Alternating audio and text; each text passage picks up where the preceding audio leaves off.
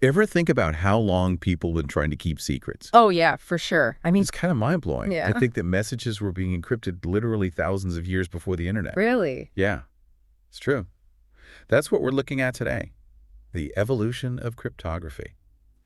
Welcome to Zoll Podcast, Shooting the Reality. I'm James Carroll. And I'm Emily Laura.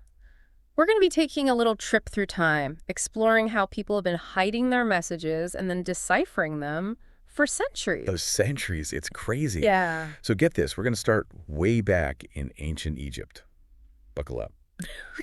Around 1900 BC, Egyptians were already using hieroglyphs, not just for writing, but also to hide stuff, like secret information. Wow. So was it like a whole separate code or something? Well, some of the hieroglyphs, they were made to be kind of unusual. Oh, I see. Like hidden in plain sight. Exactly, like a secret code right within the writing system itself. Sneaky. I like it. But it wasn't just the Egyptians, you know. Oh, really? Around 1500 BC, in Mesopotamia, people were protecting their, I guess you could say, intellectual property.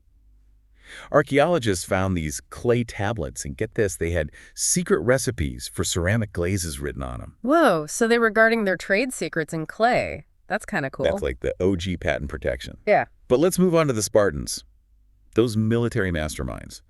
They had this device around 600 BC called a Scytale. Basically, it was a wooden rod, and they would wrap a letter strap around it. Then you'd write the message on the strap, and it would only make sense if you read it on another rod with the exact same diameter. So it's kind of like a key. Exactly. Without the right size rod, the message was just a bunch of jumbled letters. It's a really cool example of early encryption. I could see how that would be really effective back then, especially for military communications and stuff. Oh, absolutely. And speaking of effective, we can't forget good old Julius Caesar. Right. The Caesar cipher. Exactly. It's a simple substitution cipher where you shift each letter down the alphabet by a certain number of spots. Super simple, but guess what? They found out the Sicilian mafia was still using it in the 2000s. No way. I thought that was just something they taught us in school to show us how basic codes work. Nope, it was a real deal thing. It just goes to show that even those simple methods can work if you keep the key secret. True. But eventually, people figured out ways to break those simple codes, right? Right. In the 9th century, there was this brilliant Arab mathematician named Al-Kindi. He totally changed the game with something called frequency analysis. Frequency analysis, what's that? So he realized that different letters appear more often in languages. Like the letter E is super common in English. Oh yeah, that makes sense. And by analyzing the patterns in a coded message, he could figure out which letters were swapped for others and eventually crack the code. Super clever. Wow, so he basically used math to outsmart the code makers. Pretty much. And it meant those simple substitution ciphers, they weren't so secure anymore. So what did they do? Well, it forced the cryptographers to get creative and come up with even more complex methods. Like what? Enter Leon Battista Alberti, considered by many to be the father of modern cryptography. In the 15th century, he was all about these things called polyalphabetic ciphers. Instead of just one alphabet for substitution, he used multiple alphabets. Wow, so it was way harder to crack using frequency analysis then, right? You got it. And this back and forth between code makers and code breakers, that's what really drove the evolution of cryptography, always trying to stay one step ahead. It's a never-ending battle of wits. So where do we go from there? Fast forward a few centuries, we're smack dab in the middle of the world wars. This is where cryptography became absolutely essential, especially for the military, right? For communications and intel. I bet. During World War I, the British were able to crack German codes, and that actually helped them win some pretty important naval battles. Yeah. And of course, we can't forget about the Enigma machine. That was a big one in World War II. Super complex ciphers, incredibly difficult to break. Yeah, the Germans thought it was unbreakable. But then came along Alan Turing and his team at Bletchley Park. Absolute geniuses. Their work cracking the Enigma machine was a turning point in the war. It's amazing how something that started with hiding messages on clay tablets could evolve into something as complex as the Enigma machine. Right. From simple tricks to sophisticated machines. Human ingenuity at its finest. Totally. But then, of course, everything changed with computers. That must have been a huge leap forward for cryptography. Oh, absolutely. But before we get there, there's one more guy I got to mention. Edward Heebern. Back in 1917, he invented the Rotor machine. He basically took electrical circuits and combined them with typewriter parts. To do what? To automatically scramble messages. It was like a precursor to the Enigma machine. So he was ahead of his time, kinda. Totally. And his work showed just how powerful it could be to merge mechanics and electronics for encryption. And that, my friend, paved the way for the computer age and its massive impact on cryptography. So computers basically blew everything wide open. Exactly. They allowed for much more complex and secure ciphers than ever before. And that's where we see standardized encryption methods start to emerge, like the Data Encryption Standard, or DES, back in 1975. Oh, yeah, DES. That was a big deal, wasn't it? Huge. The first government-certified encryption algorithm, a big step towards establishing standards for digital security. Later, it was replaced by the Advanced Encryption Standard, or AES, which is still widely used today. Okay, now those are names I've actually heard of, AES especially. But you know what I've always been a little fuzzy on? What's that? The difference between symmetric and asymmetric key algorithms. Can you explain that? Sure. Remember the Caesar cipher we talked about? That's a symmetric key algorithm. Both the sender and receiver, they use the same key to encrypt and decrypt the message. DES and AES, same deal. Right. But that means they have to share the key beforehand. Yeah. Which can be a bit of a pain, especially if you're trying to communicate securely with someone far away. That's where asymmetric key algorithms come in. This was a major breakthrough back in 1976 by Whitfield Diffie and Martin Hellman. They figured out a way to do secure key exchange, public key cryptography. So no more secret key exchanges. Pretty much. Imagine this. You have a mailbox with 2 locks on it. Okay. One key is public. Anyone can use it to put a message in. But only you, the owner, have the private key to open the mailbox and read the message. With public key cryptography, you have 2 keys. A public key, which you can share with everyone, and a private key that you keep super secret. Anyone can use your public key to encrypt a message, but only you, with your private key, can decrypt it. So I could post my public key online and anyone could send me encrypted messages. That's wild. Exactly. It made secure communication so much easier. One of the most famous examples is RSA, invented in 1977. That one uses prime numbers, actually, to make it super secure. Prime numbers, how does that work? It's based on the fact that it's really, really hard to factor large prime numbers. Even the most powerful computers would take forever to do it. So public key cryptography was a big deal. Like online banking and e-commerce wouldn't be possible without it. Totally. It changed everything. But now we're facing a new challenge. Quantum computers. Oh, yeah. Quantum computers, I know they're supposed to be super powerful, but how do they threaten encryption? Well, quantum computers can do calculations in ways that regular computers just can't. And this gives them the potential to break many of the encryption methods we use today, including RSA. Really? So all our online stuff could be at risk? It's a concern. But that's why researchers are already working on what's called post-quantum cryptography, or PQC. PQC, so like next level encryption. Exactly. Designed to withstand even the power of quantum computers. So are we ready for the quantum age? Will PQC be enough to protect our data? It's a rapidly developing field. The National Institute of Standards and Technology, or NIST, is leading the charge to standardize PQC algorithms. Hopefully we'll see those implemented soon. This is all so fascinating. Cryptography is constantly changing, always trying to stay one step ahead. Absolutely. It's like a never-ending race. Let's talk about something a little closer to home. Our phones. Okay. Our sources mentioned 2 popular messaging apps, Signal and Telegram. They both offer encryption, but they approach it in different ways. What do you mean? Well, Signal is all about strong end-to-end encryption. Everything is encrypted, and only the sender and recipient have the keys. Not even Signal can access your messages. So with Signal, my messages are super private. Super private. Telegram, on the other hand, offers encryption, but it's not turned on by default. You have to start a secret chat for end-to-end encryption. So it's more of a trade-off. More features, but maybe less privacy? Exactly. It really depends on what's more important to you. That's a good point. We're constantly making choices about our digital privacy, even if we don't realize it. It's true. What level of security are we willing to give up for convenience? It's something we all need to think about. For sure. And you know what else relies heavily on cryptography? Cryptocurrency. Oh, yeah. Cryptocurrency. We haven't even talked about that yet. The name itself, cryptocurrency, it hints at its deep connection to cryptography. So, cryptocurrency, it's all over the news. Everyone's talking about it. But I gotta be honest, for the longest time, I didn't really get it. It just seemed like some kind of digital cash floating around in the internet ether. Yeah, it's easy to get lost in the hype, the price fluctuations, all that. But beneath all of that is something truly revolutionary. And that's where cryptography comes in. Okay, so how does cryptography actually secure these cryptocurrencies?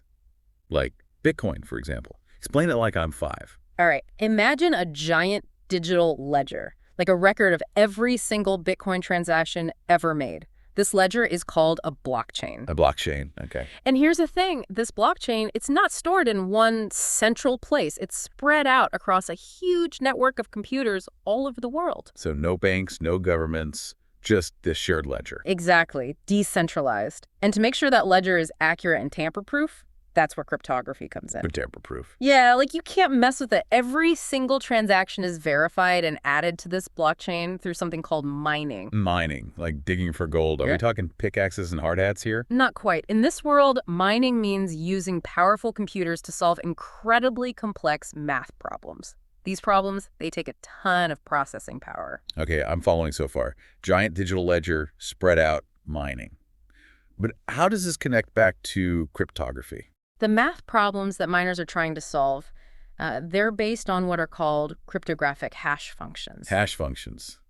Lay it on me. Basically, these functions take some input, like transaction data, and they produce a unique output, like a fingerprint for that data. It's called a hash. Ah, okay. A fingerprint. Exactly. And here's the key. These hash functions, they only work one way. You can easily create a hash from the data, but you can't go back and figure out the data just from the hash. So it's like a one-way street. Exactly. You can go in, but you can't come back out. And this is super important for security because the hash of each transaction gets linked to the hash of the previous transaction. It creates a chain. A chain of blocks. The blockchain. Bingo. And if anyone tries to tamper with a transaction, even a tiny change, it'll totally change the hash. And everyone on the network will see it. So messing with the blockchain, it's practically impossible. Whoa. So it's like this self-policing system. Exactly. Everyone's watching, keeping each other honest. And it's this decentralized, tamper-proof nature that makes cryptocurrencies so secure. But cryptography doesn't stop there. It also plays a huge role in user privacy. Okay, now you've piqued my interest. How does it do that? So every user in the system gets a pair of cryptographic keys, a public key and a private key. Think of the public key as your account address. Anyone can use it to send you cryptocurrency. Right, I'm with you. Now, the private key, that's like your password. You need it to authorize any transactions from your account. Gotcha. So if I lose that private key, I'm out of luck. Pretty much. That's the trade-off. You have complete control, but you're also completely responsible. Lose the key, and there's no one to help you get it back. It's a little scary, honestly. It is. Yeah. That's why it's so important to store those keys securely. There are hardware wallets, like physical devices, and encrypted software wallets. So are we talking Fort Knox level security here? Is cryptocurrency completely unhackable? Well, nothing is completely unhackable. The blockchain itself, that's super secure. But there are other points where things can go wrong, like the exchanges, where people buy and sell cryptocurrency. Those can be targets. So it's not the cryptography itself that's the weak link. It's the systems around it. Exactly. There have been cases where exchanges have been hacked and millions of dollars stolen. So choosing a reputable exchange with strong security measures is really important. So it's a constant arms race. Hackers are always trying to find new ways to break in. That's the game. And that's why the development of post-quantum cryptography, or PQC, is so important. Right, because quantum computers could potentially break the encryption we're using now. Exactly. PQC algorithms, they're being designed to be resistant to those kinds of attacks. So PQC could be the solution for crypto in the quantum age. It has a lot of potential. And as these algorithms develop and become more widely used, we should see them integrated into cryptocurrency systems. So the future of finance could all come down to this. Pretty wild stuff. It really is, and it shows how human ingenuity can create secure and innovative systems. But it makes you wonder, what else is out there? What other amazing applications of cryptography will we see in the future? It's mind-blowing to think about. But with all this talk of blockchain and cryptography and the future of finance, does any of this really matter to the average person? Like someone who isn't investing in Bitcoin? That's a great question. But here's the thing. The impact of cryptocurrency goes way beyond just digital currencies. The blockchain itself has the potential to revolutionize all kinds of industries. Supply chains, healthcare, voting systems. So the same tech that secures Bitcoin could be used to make our everyday systems more secure and transparent. That's pretty huge. Exactly. And even just understanding the basics of cryptography, it helps you understand the potential and the limitations of these technologies. You can be more informed about how these systems work and how they might affect you. I'm starting to see the bigger picture here. Cryptography, it's not just about secret codes and spies anymore. It's about building trust and security in our increasingly digital world. Exactly. It's woven into the fabric of our digital lives. And as we move further into the digital age, its role is only going to grow. You know, this whole conversation has been incredibly eye-opening. But there's one more piece of the puzzle we haven't talked about yet, the issue of government access to encrypted data. Oh, yeah, that's a big one. A thorny issue, for sure, where technology, security, and privacy all clash. Government access to encrypted data. This is where things get complicated. You've got security on one side, privacy on the other, and finding that balance, it's not easy. Right, because encryption, it's vital, right? It protects Yeah. our personal information, our financial stuff, even national secrets. But what about when criminals or terrorists use it to hide their activities? Shouldn't law enforcement have a way in? That's the million-dollar question, isn't it? Those who are pro-government access, they argue it's essential for investigating serious crimes, stopping terrorism, keeping the country safe. They point to cases where encrypted data, it could have been the key to cracking a case. Like that shooting in San Bernardino back in 2015. The FBI, they wanted Apple to unlock the shooter's iPhone, but Apple refused. They said it would put all iPhone users at risk. That was a huge case. It really brought this whole issue into the spotlight. Apple's argument was that creating a backdoor, even for one phone, it would weaken security for everyone, make them vulnerable to hackers. So it's a slippery slope. Make one exception, and where does it end? Exactly. And that's a big worry for privacy advocates. They say weakening encryption, even for a good reason, it could have unintended consequences. So it's a real dilemma. How do we keep people safe, but also protect their privacy? Is there even a solution that works for everyone? I don't know if there's a perfect answer. Some people have suggested things like key escrow. That's where a third party, someone you trust, they hold copies of the encryption keys. But who decides who that trusted party is? And what's to stop them from misusing those keys? Those are good questions. And that's why this whole debate is so complicated. It's not just about finding the right technical solution. It's about trust, accountability, and who has the power. Governments, tech companies, individuals, we're all part of this. It's like we're stuck in this tug-of-war between security and privacy. Can we ever find a middle ground? It might not be about finding a solution that everyone agrees on, but the fact that we're having this conversation, that's important. We have to think about the ethics, the impact of these powerful technologies. Encryption, it affects everyone. This whole deep dive has been incredible. We started with secret messages, talked about quantum computers, and now this debate about encryption and government access. Cryptography, it's everywhere. It really is, and it's all about something very human, the need to protect information, to communicate safely, and to keep our lives private. And as technology keeps advancing, these issues are only going to become more important. It's on all of us to stay informed, to talk about these things, and to demand solutions that protect both our security and our privacy. Couldn't have said it better myself. Our digital lives depend on it. This has been a wild ride through the world of cryptography. We hope you've learned something new and maybe even started thinking about these issues in a new way. Thanks for listening to WWII Podcast, Shooting the Reality. If you enjoyed this episode, please subscribe and let us know what you think in the comments. Until next time, stay curious, stay safe, and as always, keep shooting the reality.